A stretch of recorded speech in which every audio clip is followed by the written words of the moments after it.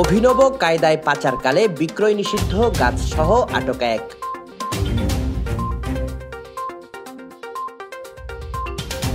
বিভিন্ন ছদ্মাবরণে পার্বত্য রাঙ্গামাটি জেলা থেকে প্রতিনিয়ত পাচার হচ্ছে অবৈধভাবে আনা ভিনদেশি জিনিসপত্র, সিগারেট সহ পাহাড়ের বনাঞ্চলের বিলুপ্ত হতে যাওয়া বিক্রয় নিষিদ্ধ গাছ। শনিবার মধ্যরাতে রাঙ্গামাটি থেকে বাস ভর্তি করে বিক্রয় নিষিদ্ধ চিরাই কাঠ নিয়ে যাওয়ার সময় মানিকছড়ি চেকপোস্টে লাখ টাকা মূল্যের 6 চিরাই কাঠ আটক করেছে বন বিভাগ কর্তৃপক্ষ। গোপন সংবাদের ভিত্তিতে প্রাপ্ত তথ্যে চেকপোস্টের নজরদারি বৃদ্ধি করে দ্রুতগতির বাস আটকিয়ে পাচার হতে যাওয়া এ সকল কাঠভর্তি বাস সহ চালক সেলিমকে আটক করেছে বন বিভাগ কর্তৃপক্ষ। এবি এন্টারপ্রাইজ নামের বাসটির নাম্বার চট্ট মেট্রো জ 110893।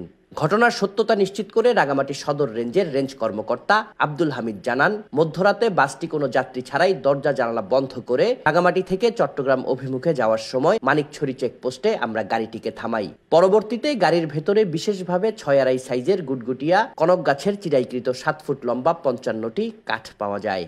এ সময় আমরা চালক সেলিমকে গাড়িসহ আটক করে কার্যালয়ে নিয়ে আসি। এই ঘটনায় বন আইনে মামলা দায়েরের প্রস্তুতি চলছে বলেও জানিয়েছেন তিনি।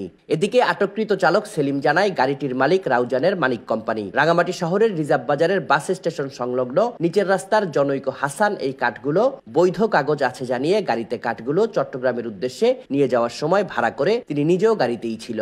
কিন্তু মানিকছড়িতে গাড়িটি আটকানোর সাথে সাথেই তিনি গাড়ি থেকে নেমে পালিয়ে যায়। এখন আর ফোন ধরছে না বলেও জানায় সেলিম। স্থানীয় সূত্র জানায়, বেপরোয়া সিন্ডিকেট চক্র প্রশাসনের চোখে ফাঁকি দিয়ে রাতের অন্ধকারে যাত্রীবাহী যানবাহন, পিকআপ, ট্রাক, মাছের গাড়ি, মৌসুমি পণ্যবাহী গাড়ি, শুকনো খড়ের গাড়িতে করে কাঠের চৌকাঠ, দরজা সহ 6 চিরাই কাঠ পাচার করে। এক শ্রেণীর কর্মকর্তাদের সাথে যোগসাজশে তাদের দেওয়া তথ্যানুসারে নির্দিষ্ট সময়ে এ সকল অপকর্ম করে সিন্ডিকেট চক্র।